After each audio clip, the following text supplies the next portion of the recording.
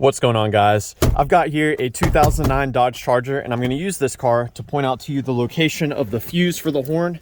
I'll show you the location of the horn and give you some troubleshooting steps for what to check out when the horn is not working on your Dodge Charger.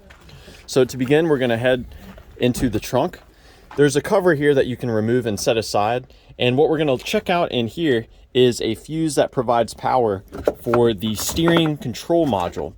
So this fuse is actually what interprets the signal from the horn switch and sends that signal to the integrated power module under the hood to tell that module to make the horns go off. So it's going to be this 10 amp fuse for us to inspect. And if this fuse is blown, not only will the horn not work, but if you have any buttons on the steering wheel for the radio or the cruise control, those will not work either. So definitely something to check out. Now, I actually want to move back inside the car to show you the wiring for the horn switch.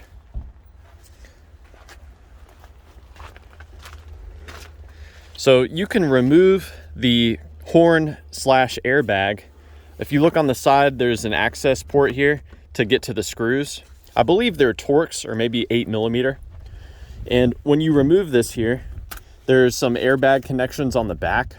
You may wish to disconnect the battery before removing this. And the connector for the horn is actually this connector up here at the top. So we can see that connector here. So if you wish to test this out, you can actually connect those two pins together. You'll have to reconnect the battery, of course. And if you connect those two pins together, then the horn should go off, because doing that is simulating what happens when you push the horn button here. Now, if connecting those two pins together, the horn does still not go off, then you may have an issue with the clock spring, which is basically where the electrical connection is between everything on the steering wheel and the rest of the electrical system of the car. Now, there is no fuse for the horn itself.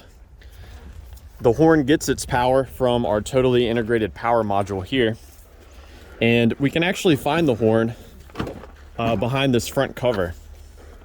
So behind the front bumper cover. So these are the horns here.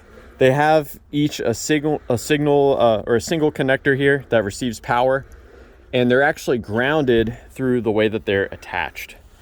So the connector should be here, but it's missing on this vehicle.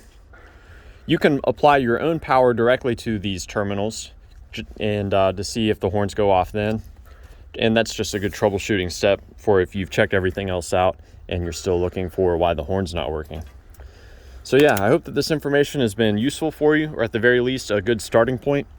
Please do let me know down below if you have any questions or any advice, and thanks for watching.